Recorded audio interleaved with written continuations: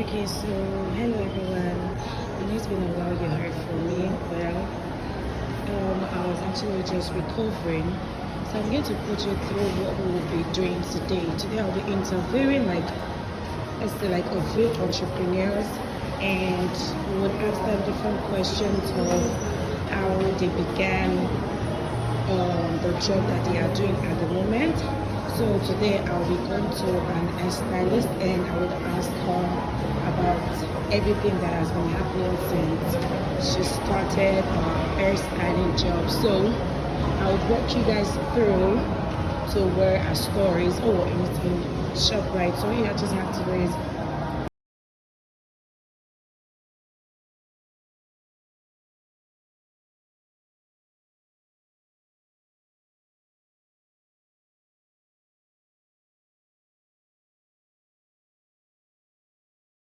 We are presently here at Glamour Snip.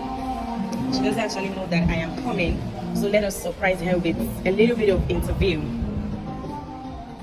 Madam Sylvia.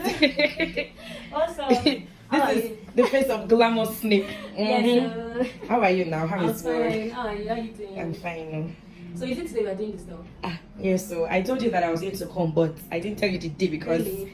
I You wanted came you to at the come and right shop. time. At least there's no crowd in my shop today. You came at the Okay. right time. Okay, no problem. So Yeah. I want you to just give me like a few minutes of your time to ask you some questions. Okay. Okay, it's not too difficult, don't worry. I hope so. Okay, let's start now. Alright, Okay. Sure. I hope That's good. those customers are filling up the shop. Sure, definitely. Okay, so I came here to ask you just a few questions of how the old journey started and everything, where you are now, and the difference, yeah, and all of that. Okay. So, if you don't mind, my first question would be, what inspired you to become a stylist? I don't know. It's not really much. I just know that I'm the type that likes to do my hair myself. You know, most of my wigs I style them myself at home. You know, I just feel like okay, this is something I can actually do. You know, because I was actually getting good at it at home, doing most of my hair myself. So I just feel like okay, let me start. That was when I now went for my training and the whole thing started. So let's just say because I like to do my hair myself. Yeah, I get you. I get you. Okay, so we have all heard what inspired her Yeah. to start being a stylist. So now we are going to the second question, which is when you wanted to say, okay, I am ready, I am done with my learning, what were the things you considered when you wanted to say, I need to get a shop? After my training, I did some jobs. I did this. I was a stylist for a while. So let's say most of my customers I already know where most of them based, and I feel like for my own comfort, it was like kind of close to where I stayed. So let's just say, looking for the shop was like first thing was like my location. I had to like focus on where do I stay, where are my customers, and places that I know that people come to. So that was why I considered my shop being in the mall, and since then, honestly, it has been a good decision for me because most of my customers know that I'm close by. Even if they want to do anything, they can easily call me. Even if I'm not open and they need me urgently, I can easily come. Not something that I'll be staying far and I'll be stuck in traffic. So let's just say location matters, you know, for your own comfort. Yeah. So let's just say location matters a lot. Location matters. Okay, yeah, that's right. As you've heard, you need to get your location, know where your customers are based at the most. Yeah. So it will be like your house is at Lekki and I you are stay- staying in Shita. Do you understand? You'll be So, coming and stuck in traffic. so our third question would be, have you ever had a good client? You know, there are some people that are just rude. That one is. How were you able to like calm yourself? How were you able to speak to them in a manner that you know that no matter what, this person is still a client? Yeah, sure. I have them. I have some people that are very, very jovial, and I have some people that they will be like, please, I know that this part is not. So you know, female job is kind of like that. Most of them come with mood swings.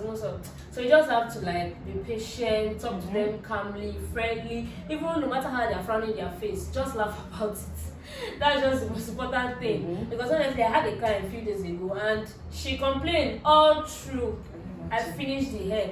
So like it's very common in this our work. Like it's very, very common. So you just have to like be calm, be patient, be funny about it, and just do it exactly the way she wants it. Because if you do it the other way around and she start touching it, another issue is going to come up. So just like do it exactly the way they want, make it all jovial and friendly. So it's after doing that, honestly, trust me, there's no issue. There was no issue. I did it exactly the way she wanted. So being patient, being jovial about it, and be very understanding, putting aside your own mood and emotions, just for the sake of the customers, just be friendly about it. Yeah, because I know there would obviously be honestly, this kind of some people come with a lot of mood swings, so you just have to like be patient about it. Okay, so our first question, right, would be, how do you determine the time to schedule for your clients? Like, how do you know that, okay, by this time I will be done with the wig, by this time I'll be done with installation? And honestly, it depends on what the person is doing. Because if the person is installing, it's different from when the person wants to revamp their hair. Okay. And styles determines. Some people, they just want to install their wig. Some people say they want to do frontal installation, which takes more time than fixing a wig. So let's just say most of the time I work with appointments. So I already know that, okay, I'm using 3 hours for someone, and it's already calculated, okay, before I finish, in the next 30 minutes I'm going to be done with the person. I'm going to like text the other clients that, okay, you book 4 o'clock or 5 o'clock. I'm almost done, hope you're on your way. So like the intervals, I already know when I'll be done with one. So that's just most of how I try to like manage each client, so that they will not just come and be like, oh, this was when I booked for, why is this, why are you still working with someone else, that kind of thing. So most of the time it's good to work with appointments, so you will not have clients being upset with you and all those things. Okay, thank you. So for the last question, I'm sorry, I said just a few minutes. Okay. Has there been a time that a client was like, oh, I want knotless braids, I want this kind of hair, and you know that if the client makes it, the client hair would spoil?